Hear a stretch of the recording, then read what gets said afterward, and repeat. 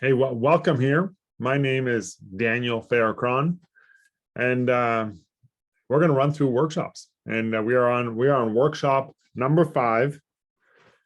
And there's 4 workshops before this. One was an overview, and before that, what we had was, after that, we had a workshop on managing your budget, managing your income, your expenses. And when you get into business, we look at revenue and expenses. But if you're just a normal person, you look at income and expenses. And I think that every individual can control their expenses and every individual can control their income. And I got 3 vehicles. And recently the people I work with are trying to put pressure on me to buy another vehicle. And I always think if it's not just me, everybody feels this kind of pressure to say I should spend my money for no reason and give her my security for some kind of weird feeling. And the third workshop is about protecting things that matter and things that matter the most. And that is our income and our human value. That I think when a life is lost, a check should show up to replace some of that value that's lost with that life. And the third workshop talks about how to protect that value, protect that income, and make sure that we just leave heartbreak behind. We don't leave worry and stress. And then our 4th workshop, the one prior to this one, is about how to save, where to save when it comes to risk and return. When it comes to, do I take too much risk, too little risk? How does the stock market work, which is basically an invention of the Western world where people can participate in other companies' successes. So if there's a company like Tesla or Apple or Encana or RBC, we can participate in those successes and how to do that with as little amount of risk as possible. And then we enter workshop number 5, which is, it says fulfilling long-term goals, but maybe we would retitle it, how does the government get involved? Does that make sense? And every time you have a long-term goal, you can expect the government is going to be here long-term too, and that is, that's how it is. And so when I look at what we're looking at here, I think you guys see my screen. When you get old, does the government pay you? Do you pay the government? Do you still pay taxes? Sometimes if you work hard, maybe your taxes is more than your income. And so we're going to look at this. How does the government get involved in long-term goals? And most vehicles have been partnered with the government, whether it's buying a rental house, you got to pay taxes, buying an RRSP, TFSA, OAS, CPP. We're going to look at all that kind of stuff. And as a disclaimer, the information here, we try to do everything we can to keep everything up to date. We don't want to be out of date, but if it's not up to date, we apologize. And this is educational only. It does not replace your need to work with a professional you trust. And if you are a professional working with us, this doesn't replace your need to go out one-on-one and help people take action. But our goal, everything we do is designed based on 30 by 30. It is 30 million families by 2030. It's also an individual goal where we think we define a campaigner as someone who educates 30 families every 30 days. And there's some people that come into our program and they want to be a campaigner, but if they maybe talk to one person a month, we don't think they're a campaigner. We don't want to say that too loud or offend anybody, but one a day is the campaign. Also, one a day allows you to come here full-time, make good full-time money, all that kind of stuff. And our compensation is structured so that we can grow to hit this goal. And we're proud that we are recruiting, and we're proud that we're growing. And if it's for you, talk to us get some details. And it's not for you, be upfront about it. Say, hey, I don't really want to know more about this. And if you communicate what you want, we will help you understand and get what you're looking for. There is too much information out there. There's many people offering financial advice. I had someone ask me, someone asked them, should I open a trust? I said, why would you want to open a trust? They said, someone on TikTok told me I should open a trust. And I didn't know what to think. I don't know what's happening to this world, and I used to read books to learn. Now people go on TikTok to learn. And this is the world we live in. And when it comes to becoming a professional, most people in our industry are given this advice: niche down, focus on a very, very small target market, and you'll be more profitable. And the goal of any business is to be profitable long term, but the goal of a business is to serve the consumer. And the consumer doesn't want to niche down. I only work with a certain type of person. They want a holistic plan. And so we are looking at a holistic approach. I was doing a review today with a client, and we were looking at an RDSP, or Registered Disability Savings Plan. And then we started talking about updating their will. Then we started talking about upgrading their term life insurance to a better term life insurance, to a different company, to have more options, and then looking at some permanent options. Then we started talking about how they file taxes and how many bank accounts they have open. It's very holistic, and we want to look at the whole thing. And we also want to take your future out of someone else's hands. What I mean by that is we don't want your advisor dictating your future. I had someone ask me this week, we were talking and discussing, was a widow, saying, we just need your advice, Daniel. You're the professional, just tell us what to do. And we want to take that question out of your hands so you know what to do. And we want you to ask the right questions. We want you to control your finances and your future. And many times people don't know it's their money, and they don't understand that. And so we have a concept called the financial foundation. We have two books. One is a workbook that we're going to be going through a little bit today. And the other is called a book called Saving Your Future. In our workbook, closer to the back half, every workshop we have, we're on page 44, if you got it, says we can break finances down into 4 rectangles. If you can draw 4 rectangles on a piece of paper, you can appear to the public as an expert.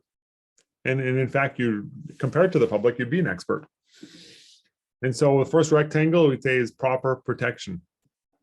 Things that value should have insurance. And a lot of people think, well, they don't understand what type of insurance. And you should look at, hey, if something goes wrong, what would you lose?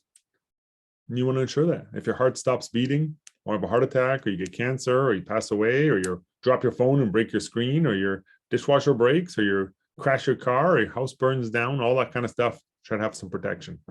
We want to ensure things that are catastrophic, non-predictable. Then we want to get people's debt under control. So if you're making a financial decision, it might have to do with debt. And we want to say you got to manage your debt. If you don't manage your debt, who will? And then we want to have more cash. Cash is like an operating fund that you can operate your life from. And if you don't have operating money, whoever has the money will operate your life. And lastly, we want to talk about investments, where many people should be preparing to invest. And when we look at the investment world, I don't know if many people are ready to invest. They want to be, we want to get them so they are ready with enough cash, the debt under his control, and the protection is in place.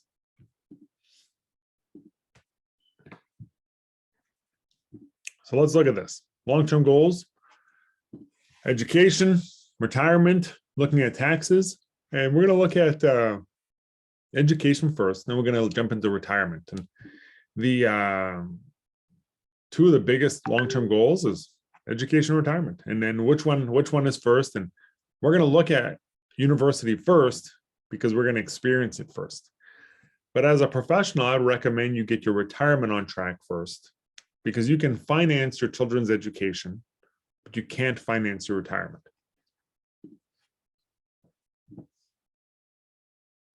How much do people need to save for their kids' education?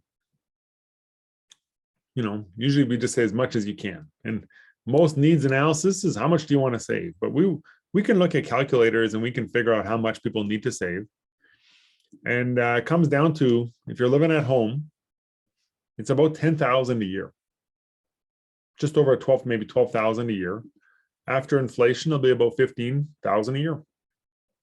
If you're on residence, it costs a little bit more money. And there's only two ways to pay for this. You either finance it and borrow it when the kid is 18 or 25, or you save it. And this is the inflation. If 4-year degree costs 48,000, in 20 years, that might cost 67. Well, by the way, the third way is maybe grants and get some free money. But let's look at this. If I save $50 or $100, will I have 65,000? Well, if I saved my money and I got an 8% return, I would be at 100 I just need to save $140. So it is actually very realistic when a child's born to put away $140. In fact, our government in Canada usually gives like a baby bonus, a child tax credit of a couple $100. And many times we save that for the kids' education. And in 20 years, it'd be about 65,000. And looking at, I don't want to save too much money, but I also don't want to save too little money. And when you look at where I'm investing it, I don't want to just save at the bank. And so an RESP plan is an investment that's coupled with a government program. The government program is called the RESP. Basically, the rule is you're going to get an extra 20% on anything you deposit, up to $7,000 a year. Now, there might be additional government grants, and one of the downsides, every upside has a downside.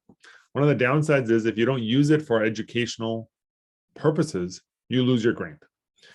But it's a way that you can get extra money. If you're going to save for the kids' education anyways, it's a way to get extra money. And so some of the details is when you withdraw to pay for university, there'll be no tax on the original capital, what you put in, but any earnings or grants will be taxed in the child's name. So then usually an 18-year-old or 20-year-old doesn't have a lot of income. But one of the good things is you, the donor, stay in control of the account. This works really well for grandparents who want to give a gift to their grandchildren, but don't want to lose control of their money. And the contributions are not tax deductible. And you can take your money out anytime, except you're going to get income taxed on it. The owner will get income taxed. But there might be other options. When I look at the purpose of saving, if we're building emergency fund and building on cash and doing different things, the RESP is one of, I think, many buckets that you should have money in. And it's one of many buckets. And so when you look at grants are things you don't need to repay. Most people don't spend the time to learn about grants, but you might be eligible for a lot of grants, and you can look on the government website to see what grants you're available for. And so you can look at, it's called Canada Student Grants and Loans. You can look at everything. I think my wife, by the way, went through university the first year, and there was no, she didn't have to pay for it. But the second year, we started paying for it. But when you look at, what are the projected tuition costs? I recently have a client whose daughter is going to become a doctor. And the projected tuition costs is about $200,000. So we start figuring this out. Is this even viable? Is she going to do half the program and drop out? What are the options? And we want to look at this so we're not just going in blindly. But when it comes to saving for university, usually it's an issue of, are you saving much more than where you're saving? If you're saving in a TFSA, or you're saving in paying off all your debt, or you're saving in RESP, that they're all great places. When it comes to retirement, one of the things we look at is, do you have an emergency fund? Are all your debts paid off? Is university paid for? And your kids getting older? And then we want to look at, hey, how much money do you have? And we don't want to wait for all of these happen. to start planning retirement. If you wait to be out of debt, full emergency fund, kids moved out, graduated, paying you rent, maybe it'd be too late. And so let's look at the three different places we retire from. One is government benefits. The other is personal savings and company pensions. The federal government has three main retirement benefits: OAS, CPP, and GIS. And I think we should know about how all three of them work. So the first one is OAS. This looks a lot like the American Social Security. The government benefits are available at 65 and over. The individual is about $650 a month on average. And employment history is not a factor. So you can get the benefit even if you never work. So my wife is a stay-at-home wife, and she stays home, takes care. We got two kids, a 4-year-old and a 4-month-old. And if you make a lot of money, you might get some of the OAS clawed back. But OAS comes in regardless of other income, except for if you make like 70 to 90,000 and up. But if you have an average income, you probably get your OAS. And if you're married, you can always double these. So when you look at, okay, OAS, if you're married, is about $1,300 into the family. CPP is based on how much you worked and how much you paid in. So on average, you get about $800 a month at age 65. So if you're married, we're about $1,600 a month, plus your CPP, and then plus your OAS, and now you're about $3,000 a month for a married couple. And if your mortgage is paid off, cars are paid off, you could survive on $3,000 a month. You know, it's like a normal working person's income, depending where you live and if you paid off your house. But the maximum is $1,200. And the earlier you take CPP, the less you get. And the longer you wait to take it, the more you get. So if you take it before age 65, you get 7% less per year. But if you take it after age 65, you get 8% or more per year. Now, one of the major things to look at your CPP, three major things. How long do you think you're going to live? Now, this is hard to predict unless you're already unhealthy. So if you have a BMI issue, you have a diabetic issue, you go to the doctor, you have a spreadsheet of medication. I'm not saying you might not live as long time, but if a life insurance company won't give you life insurance, maybe you won't live as long as someone who gets life insurance. So you got to predict that on your own. If you're not going to live a long time, sometimes it makes sense to take it early because you don't go back to take anything you missed. The other thing to look at is your CPP payment affects your GIS. So if you're on the border of getting GIS or not, and you end up waiting, you might get more CPP, but no GIS. And so on the border, we got to look at, hey, how does the GIS calculate to figure out, you might wait and get $200 or $300 more CPP, but lose $200 or $300 of GIS. So, and then the third thing is the tax. If you're working, CPP is taxable. So if you're working at age 60 to 65, when you take it, you're doubling your income, or you're increasing your income, increasing your tax. But if you waited and took it later, when you didn't work, your taxes might be leveled out. So there are simple questions of how does CPP affect how long you're going to live, or how long you're going to live affect when you take it? How does it affect your GIS, and how does it affect your taxes? Every individual is different. So that's where financial literacy comes in, of knowing what your options are. And here's what I mean by GIS. It provides a monthly non-taxable benefit to lower income OAS recipients. OAS is not calculated in GIS. So when you get your maximum annual income of $19,000, that's not including OAS. So here's how this looks. Let's say I only get CPP, $800 a month. Well, now I'm going to get maybe 500 of GIS. So if I only get 800 of CPP, I might get 500 of GIS. But if I get 1,300 of CPP a month and I work part-time, I might get no GIS. So you can go to canada.ca and just type in GIS calculator and you'll see, hey, how much do I get? The maximum GIS you get is $900 a month and the minimum is $0. And so there's about $900 a month in the GIS world. We're going to talk about GIS a little bit later in the workshop. And it's not cash flow, it's eligible income. And so I would like to have lots of cash flow and no eligible income. That's what I like. That's what's good for GIS. So let's get into this.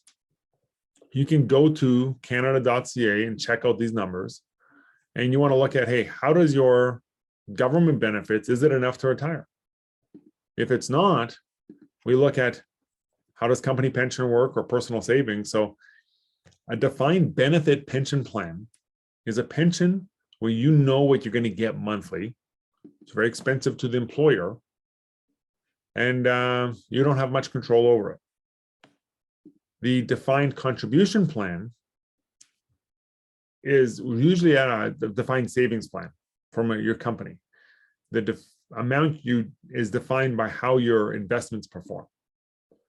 And so your investment responsibility and your fees are on the employee, and you have control.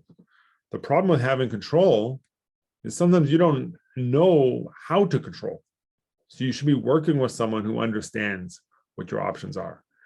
And I think there's been a shift in responsibility over the last couple of decades. Your defined benefit pension plan are more costly, so they've been dropping them out to do just an employee pension plan. If the government is not enough for you, and if your employer's plan is not enough for you, you need to add personal savings. You can add that into a mutual fund, segregated fund, investment account, annuity, different accounts.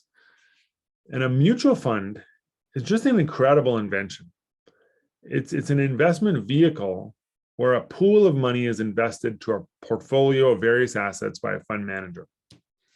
So you can do equities, bonds, money market, different things, and investors can purchase shares of a fund, partaking in its profit and loss. And the content and risk of a portfolio is based on the fund's objectives.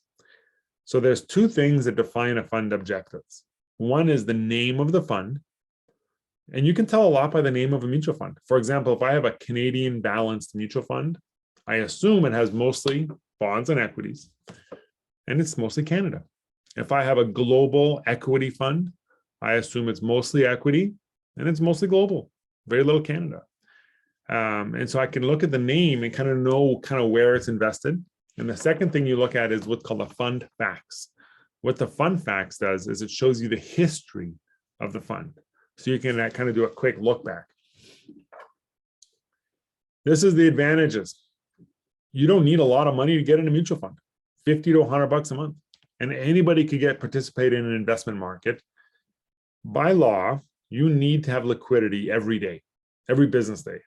So you could get in and out of the investment with relatively ease. And it takes about 3 days for you to get your money sent to you, maybe 5 days for you to get it back. The risk is spread out over many asset categories to help minimize loss. So because it's priced every day, the price might go up and down. And so the institutions that provide mutual funds diversify the funds. And professional money managers research and select and monitor the performance of the fund. And so if something's important to me, I have no problem paying a professional to help me. Just like if I want a nice dinner, I don't cook it. I go to a restaurant, they cook it. And if my money is important, I have no problem. Professional takes care of this. Now, there's some nuances in the mutual fund industry where there's different types of mutual funds. A segregated fund looks like a mutual fund, except it's sold through an insurance license and an insurance company. And the insurance industry says, we're going to provide some extra benefits. We're going to do a principal guarantee up to 100% of what you put in, you get back, usually after 15 years. If you pass away in a down market, you're going to get what you put in back up to what you put in. Or it might reset as we go up. So there's, really good if someone's a very worried investor. We have stuff that's very secure. There's potential creditor protection, depending how you structure the beneficiaries and who owns the policy. And it goes direct to the beneficiary, bypasses the headache of probate.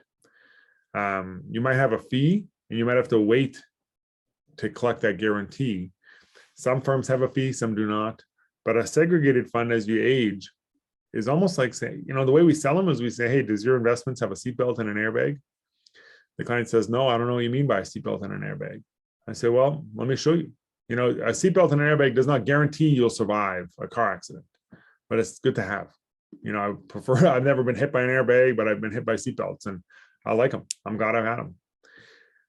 An annuity is similar to a life insurance policy, except it's the opposite.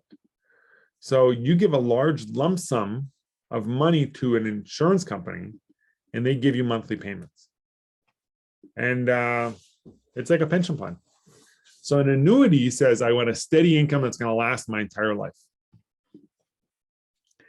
An investment account is usually what we call a segregated fund or a mutual fund. But it's a similar death benefit as a segregated fund, but no extra fee. And it's usually a 75% guarantees only instead of 100. And you can put this in your TFSA, RRSP. It's a great time actually to discuss. Your type of account you invest in is different than how it's registered. So the investment firm has a type of account, mutual fund, seg fund, investment account, or we call them 75% or 100% guaranteed. How much is guaranteed? And in a mutual fund, you have a balanced fund, equity fund, different types of investment accounts. But the government also wants to know how is it being taxed. So how it performs and how it's taxed are two separate conversations. So let's look at some options when it comes to how things are taxed. An RDSP is only if you have a disability tax credit. And it's the government will, if you look on the bottom paragraph, depending on your income, there may be up to $1,000 a year available in a disability savings bond up to 20 years. And everything you put in, they'll triple up to a limit. So if I put $100 into an RDSP, the government will put in 300. It's almost like a reverse tax. And if someone has a disability tax credit, this is a really good way to build up their future. An RRSP is it's a registered retirement savings plan. And the two main pieces of an RRSP are your contributions are tax deductible. So you get taxed back when you put money into an RRSP. But the second piece is both the investment earnings and the contribution are taxed upon withdrawal. So you choose the risk and how it's invested. But the government says no matter how big or small it is, when you want to withdraw, we're going to tax you. And I'm going to show you a comparison shortly about what that looks like. And we look at what's inside your RRSP. You can choose how it's invested. You don't get taxed by moving your RRSP from one RRSP to a different provider of an RRSP. And to ensure your investments match your risk profile as you age. What I mean by that is when I started saving, I never thought about losing money ever. It didn't matter to me. I just wanted to save. Dollar cost averaging was on my side. But when I started building up a lump sum, I didn't always feel like that lump sum should be 100% equity anymore, because I thought maybe my PAC plan should be 100% equity, but maybe that lump sum should have a little bit of security in it. And the tax-free savings account, you can put anything in the tax-free savings account than you can in RRSP. Any type of investment account, whether it's a growth mutual fund or a balanced mutual fund or an income fund. Now, when you pull money out of your TFSA, there's no tax, zero. And the maximum contribution isn't determined by income, but it's a set amount for tax year. And so you got about $88,000 of room if you've never used your room before. The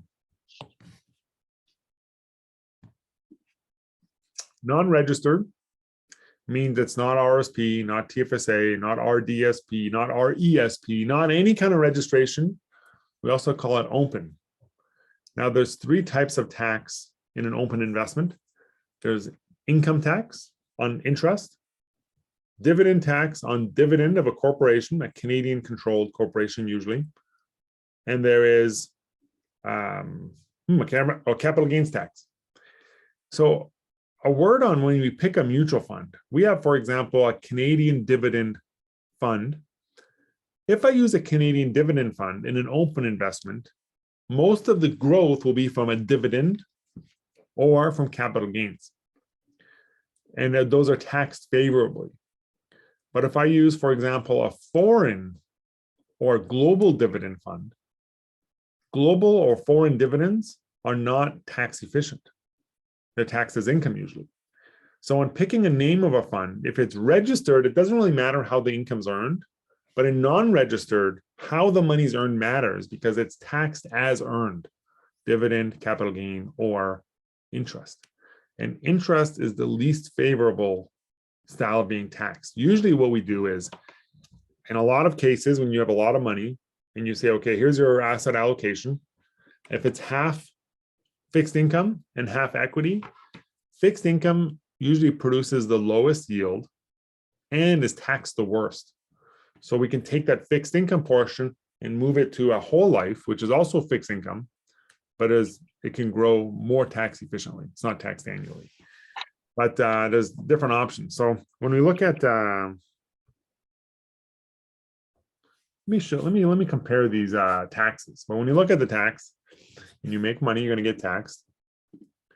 When you spend money, you get GST, PST, HST. When you save money, we're going to talk about tax. And of course, if you pass away, you're going to be taxed too. Let me show you some examples. And let's see if we can walk through on my iPad and look at the tax as a comparison.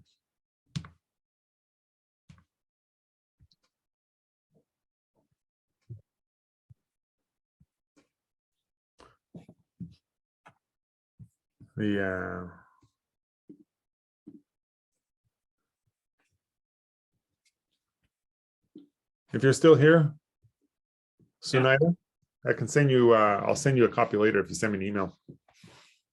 But let's look at this. Let's look at this comparison. If I'm going to save,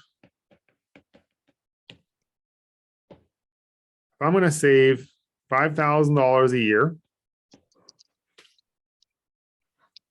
and I'm going to get an 8% return every year for 30 years. That's going to equal about $600,000 for retirement. So there's two options when we're saving. There is RRSP. Actually, let me rephrase it. There's many options, but the two opposite options are RRSP or TFSA. There's other things that look like a TFSA, and there's other things that look like an RRSP.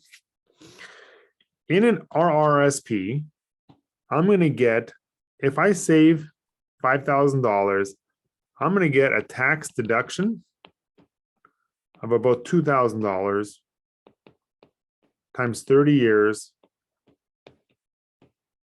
So in my lifetime, I'm going to get about $60,000 back. Where that comes from is the $5,000 gets deposited into an RRSP. The tax I paid on the $5,000, I'm going to guess is $2,000. But so you get a $2,000 tax refund by depositing into an RRSP. That's a good thing. Check. TFSA, no tax deduction. That's a poor thing. We like tax deductions, but you don't get one in a TFSA. So now we do this for 30 years. While you're saving, the RRSP is very attractive. Here, if you're going to draw in retirement a 6% draw, which is $36,000 per year, 6% of 600,000. Where that's hypothetical. 36,000. Now what happens is in the TFSA, we had over here, we had no tax deduction. That wasn't that good. But in the RSP, if you're at a 33% tax, you're going to pay $12,000 per year in tax. If you retire for 20 years, you're going to pay about $240,000 in tax. Because 36,000 minus 33% is about 12,000 per year. You times 20 years is about 240,000 in your lifetime of tax. So you got 60,000 back, so you could pay 240 a long time from now. Now, the good thing about a TFSA, there's no tax, and TFSA does not count as eligible income against GIS. So this guy here, he's going to live on 24K. Here, you're going to live on 36K plus your GIS. Could be another $500 a month. Could be if you didn't have CPP, like my wife is not working, so she's not going to get much CPP. We're going to max out her TFSA so that she's going to get the $900 a month in GIS. You know, so there could be another 10 grand a year. So it could be the double, almost double. Could be from 36 to 46, and then it's an extra 20 grand on top of the RSP. So the TFSA wins in retirement. Now, what we are doing is we are spending 6% of the 600 grand interest only.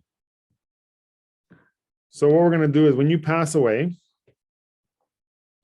this 600 grand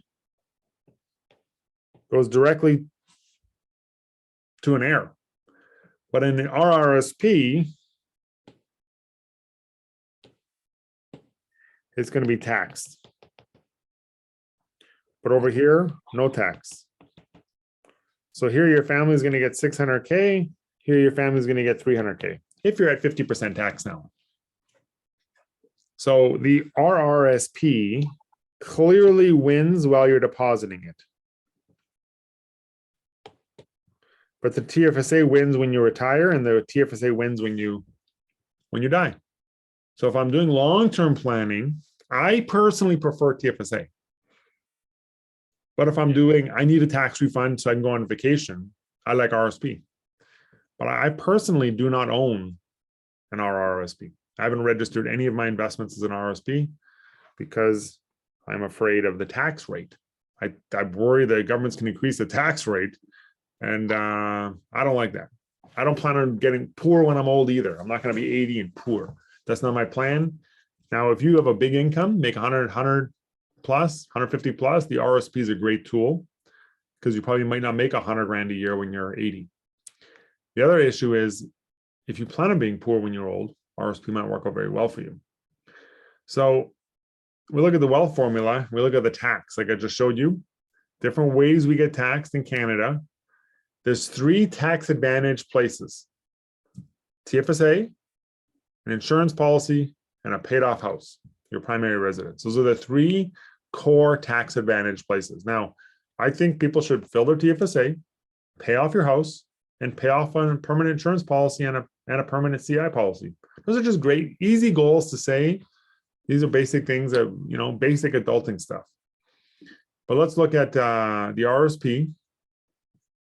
You have to withdraw money at age 71.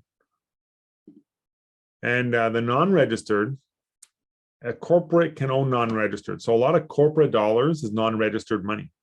So if you're a professional with us and you want to get into the big money, non-registered money, it's usually held inside a corporation. Tax-free savings account is tax-free when you withdraw it, as opposed to taxed as income like the RRSP. And the permanent life insurance policy, it says tax advantages. There's 4 ways to get money out of a permanent life insurance policy. The things we want to know is there's what's called cash value. The ACB is the cost of what you put in it. If the cash value is more than what you put in it, the ACB, it's adjusted cost basis for some costs that come out of it. But if the cash value is more than what you put in, a policy loan is taxable, a withdrawal is taxable, a surrender is taxable, but a collateral loan is non-taxable. And so we want to know, hey, if I have one of these things, how do I get the money out? If my cash value is less than my ACB, then a policy loan is tax-free. So in the first, usually decade or so, policy loans are tax-free, but when you stretch it out 6-7 decades, it becomes some tax planning. That's why we say tax advantaged, because the taxes are a little bit gray if you don't understand what's happening. If I had $1 million, where do I want my money?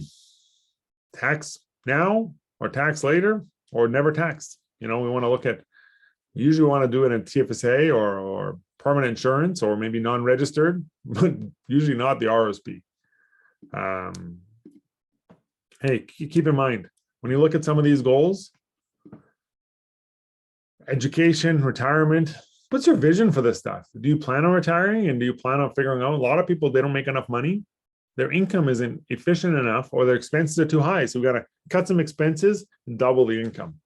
And you want to do that a few times in your lifetime, early in your lifetime. And you always want to be learning to understand your finances.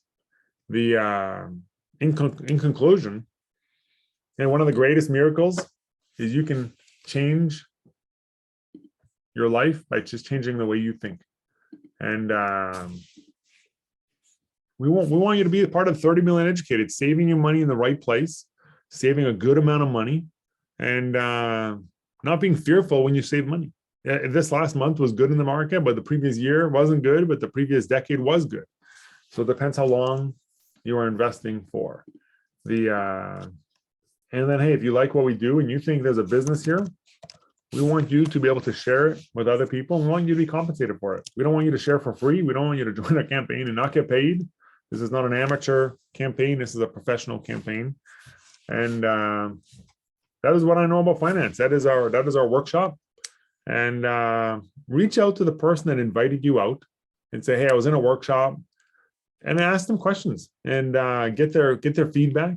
And if you learn something in this workshop, come back tomorrow and keep coming back. I have a website.